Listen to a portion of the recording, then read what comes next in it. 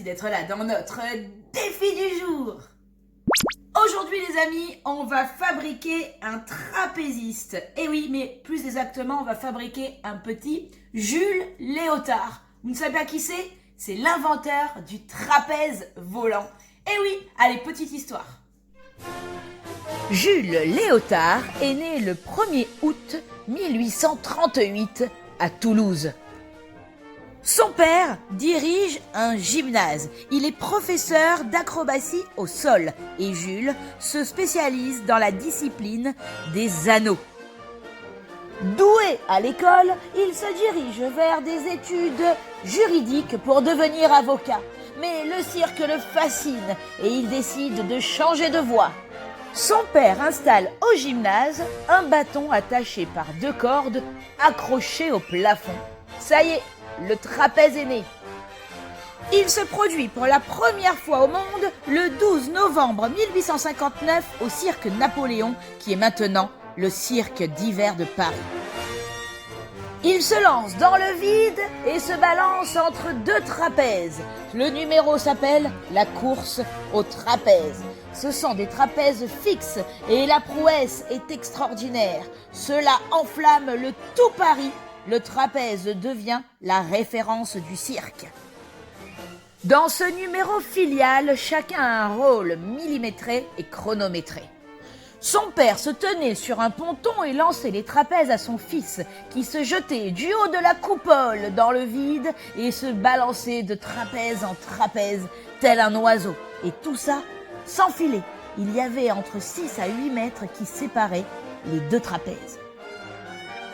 Après ce numéro brillant, il entame une carrière mondiale.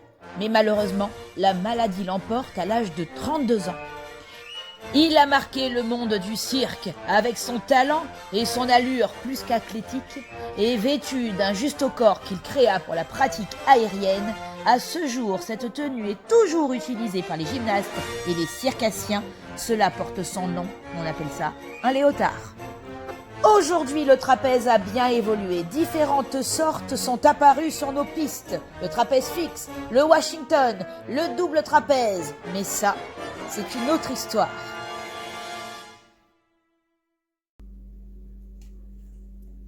Allez, maintenant, place à la fabrication.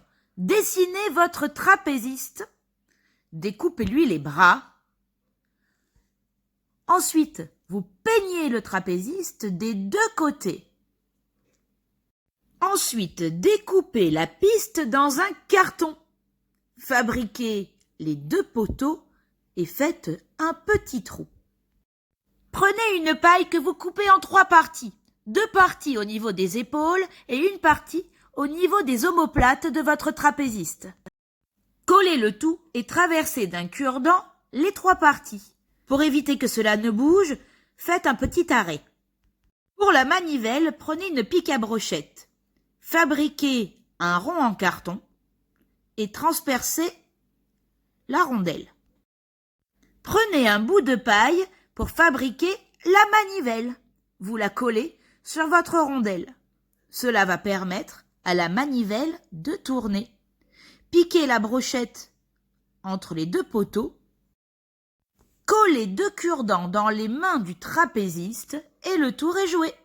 Une fois que vous avez suivi toutes les étapes que je vous ai faites en photo, voilà le résultat.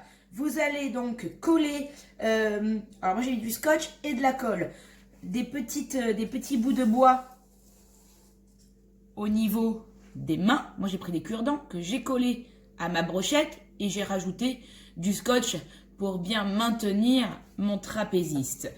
Et avec la petite roue que j'ai fabriquée, en tournant la roue, hop, notre trapéziste tourne dans tous les sens. Hop, et fait des numéros extraordinaires.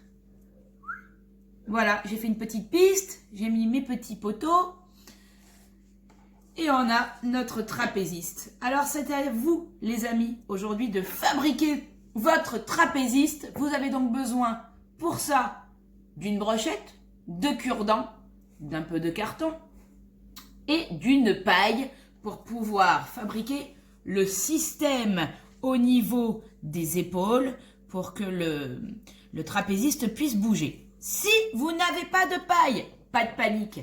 Vous fabriquez avec une feuille de papier un petit rouleau, vous scotchez et vous mettez votre cure-dent à l'intérieur. Voilà, c'est une petite fabrication simple mais super rigolote et c'est à vous de jouer maintenant, de fabriquer votre trapéziste. On se retrouve ce soir pour la 38e émission de la Maison de Nina TV. Circus, c'est bien!